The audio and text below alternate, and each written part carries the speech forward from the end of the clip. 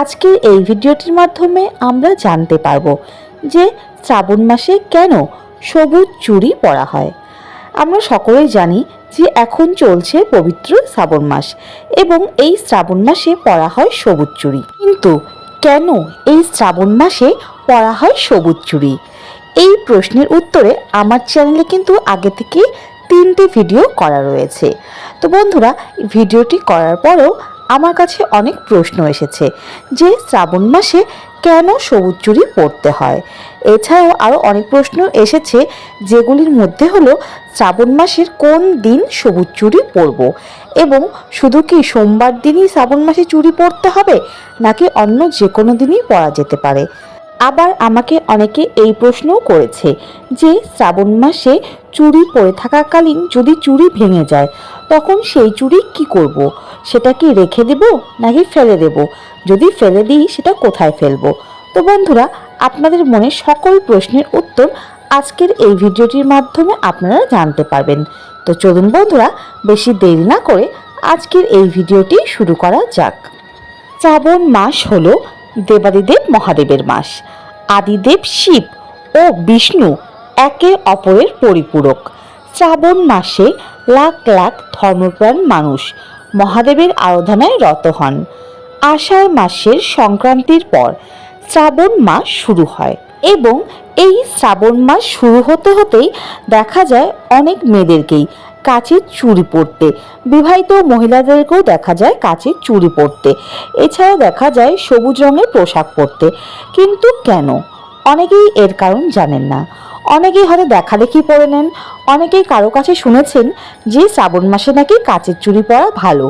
কিন্তু আপনি যদি তাদেরকে গিয়ে জিজ্ঞেস করেন যে শ্রাবণ মাসে কাচের চুড়ি পরলে কি হয়, এর উত্তর কিন্তু অনেকেই দিতে পারবে না। এই প্রশ্নের উত্তর অনেকে জানাই নেই। পুরাণ মতে শ্রাবণ মাসকে ভগবান শিবের জন্মমাস হিসেবে উৎসর্গ করা হয়। এই সময়ে চারিদিক বর্ষার জলে পুষ্ট হয়ে প্রকৃতি হয়ে ওঠে সবুজাভ, শস্য শ্যামলা। মহাদেব শঙ্করের আরেক নাম পশুপতি। পশু পাখিরা যেহেতু প্রকৃতিতে লালিত পালিত হয়, তাই পশুদের পাশাপাশি প্রকৃতিও দেবাদিদেব মহাদেবের খুব কাছের এবং খুবই প্রিয়। আর এই প্রকৃতিতে সতেজ ও পূর্ণ অবস্থায় সর্বদা সবুজ বর্ণ ধারণ করে। এই সবুজ রং বিশুদ্ধতা, সতেজতা ও পবিত্রতার প্রতীক। তাই আরাধ্য আশুতোষ ভগবান শিবের আরেক নাম। ভগবান শিবকে প্রসন্ন ও তুষ্ট করতে এবং কাঙ্ক্ষিত ফলের আশা না করে স্বামী, সন্তান ও পরিবারের মঙ্গল চেয়ে সবুজ বর্ণের কাচের চুড়ি ও পোশাক পরিধান করেন মেয়েরা। মনে করা হয় সবুজ রঙের চুড়ি পরিধান করলে স্বামী দীর্ঘজীবী হন এবং স্ত্রীর প্রতি ভালোবাসা বৃদ্ধি পায় স্বামীর। অবিবাহিতরা শিবের ন্যায় স্বামী লাভের আশায় এই নিয়ম পালন করে থাকেন। এছাড়াও সবুজ রং ইতিবাচক শক্তির প্রতিফলন ঘটাতে সাহায্য করে, এমনটাই মনে করেন বাস্তু বিশেষজ্ঞরা। বন্ধুরা, হয়তো আপনারা এখন বুঝেই গিয়েছেন যে শ্রাবণ মাসে কেন সবুজ রঙকে এত মাহাত্ম্য দেওয়া হয় এবং কেন সবুজ কাচের চুড়ি এবং পোশাক পরা হয়। অনেকেই না জানলে আপনি তাকে অবশ্যই জানিয়ে দেবেন। এর একমাত্র উদ্দেশ্য হলো ভগবান শিবকে সন্তুষ্ট করে তার প্রিয় হয়ে ওঠা এবং শ্রাবণ মাসের সোমবারে মহামৃত্যুঞ্জয় মন্ত্র জপ করলে কঠিন ব্যাধি থেকে মুক্তি পাওয়া সম্ভব। তাই জ্যোতিষ শাস্ত্রে বিশ্বাসীরা মনে করেন ভগবান মহাকালের জন্ম শ্রাবণ মাসে। ভগবানের প্রিয় রং ও পোশাক অলঙ্কার পরিধান করলে মহাদেব সন্তুষ্ট হন এবং আশীর্বাদ প্রদান করেন। বন্ধুরা, শ্রাবণ মাসে এই সবুজ রঙকে কেন এত গুরুত্ব এবং মাহাত্ম্য দেওয়া হয়, এর একটি সায়েন্টিফিক ব্যাখ্যা এখন আমরা জেনে নেব। আসলে সবুজ বর্ণে প্রচুর মাত্রায় জীবের মধ্যে পজিটিভ বা ধনাত্মক বা ইতিবাচক এনার্জির প্রতিফলন ঘটাতে সাহায্য করে, এমনটা তো আমরা আগেই জেনে নিয়েছি। তাই মানসিক ভারসাম্যহীনতা বা মানসিক অসুখ অশান্তি হলে ডাক্তাররা পাহাড়ে ঘুরে আসতে পরামর্শ দিয়ে থাকেন, কেননা পাহাড়ে অধিক মাত্রায় সবুজ পরিবেশ বিরাজ করে, যা মনকে শান্ত ও শীতল করে। এমনকি অপারেশন থিয়েটারের চিকিৎসকরা সবুজ রঙের পোশাক পরিধান করেন মনকে ধীরজ রাখতে এবং কাজে যাতে সুসম্পন্ন হয় তার জন্য, পজিটিভ শক্তি সঞ্চারের জন্য সবুজ রং কিন্তু খুবই গুরুত্বপূর্ণ ভূমিকা পালন করে। তো বন্ধুরা, আশা করি এই ভিডিওটির মাধ্যমে আপনাদের বুঝতে কোনো রকম অসুবিধা হয়নি যে শ্রাবণ মাসে কেন সবুজ চুড়ি পরা হয় এবং কেন শ্রাবণ মাসে সবুজ রঙকে এত মাহাত্ম্য দেওয়া হয়। তো বন্ধুরা, এখন আমরা জেনে নেব আপনারা যেই প্রশ্নগুলো করেছিলেন তার উত্তর।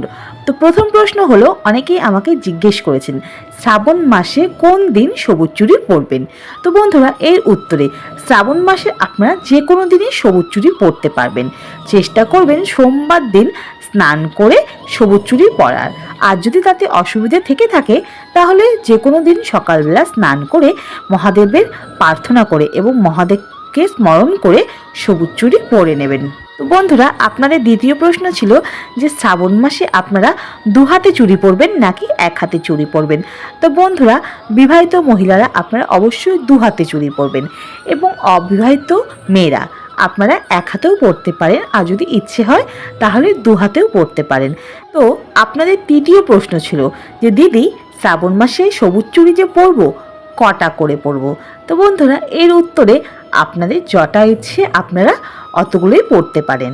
এটাতে কোনো সংখ্যা নেই যে আপনাকে এতগুলো পড়তে হবে বা এ কটা পড়তে হবে, যতগুলো ইচ্ছে আপনারা পড়তে পারবেন। বন্ধুরা, আপনাদের পরবর্তী প্রশ্ন ছিল যে শ্রাবণ মাস চলাকালীন যখন চুড়ি পরে থাকবেন সেই চুড়ি যদি ভেঙে যায় তাহলে কি করব। তো বন্ধুরা, চুড়ি যদি ভেঙে যায় তাহলে সেই চুড়িগুলি আপনারা জলে ফেলে দেবেন। আবার অনেকে এই প্রশ্ন করেছিল যে সব চুড়ি যদি ভেঙে যায় তখন কি করব। তো বন্ধুরা, আশা করি আপনারা যদি বেশি করে চুড়ি পরে থাকেন তাহলে সব ভাঙবে না, আর যদি সব ভেঙে যায় তাহলে আপনাদের যদি ইচ্ছা হয় আপনারা পুনরায় পরে নেবেন, আর না পড়লেও হবে। আর আপনাদের শেষ প্রশ্ন, যেই প্রশ্নটা আমাকে অনেকেই করেছেন, সেই প্রশ্নটি হলো যে দিদি শ্রাবণ মাস চলাকালীন আমরা যে সবুজ চুড়িগুলি পরবো সেগুলি কি খুলে রাখতে পারবো। অনেকেই এই প্রশ্ন করেছেন যে আমি অফিসে কাজ করি, এতগুলো চুড়ি তো পরে যেতে পারবো না, তাহলে কি আমি অফিস যাওয়ার সময় চুড়িগুলি খুলে রাখতে পারি আবার এসে পরে নিতে পারি।